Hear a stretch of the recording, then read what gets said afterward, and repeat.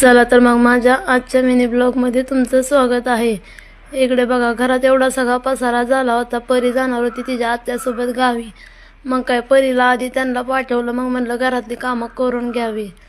घरातली कामं सगळी उरकून घेतली. सगळा एवढा पसारा झाला होता घरात की काय विचारायची सोयच नाही.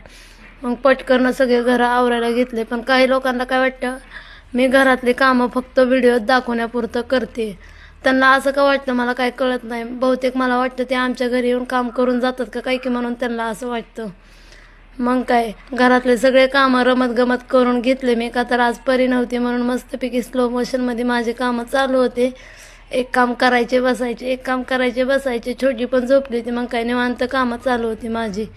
सगळे कामं असे काय करून घेतले. त्यानंतर ना आज गुरुवार होता, उपास. मग मस्तपैकी आधी शाबू खाऊन घेतला. मग म्हणलं भांडे घासून घ्यावे. मस्तपैकी शाबू खाल्ल्यानंतर म्हणलं चला भांडे वगैरे घासून घे. मग काय, परत भांडे घासले.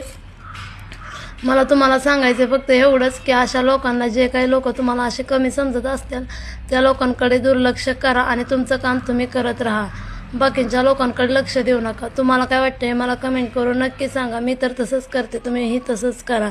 मग काय, चला तर आजच्या पुरतं एवढंच होतं. भेटू उद्याच्या ब्लॉगमध्ये. बाय.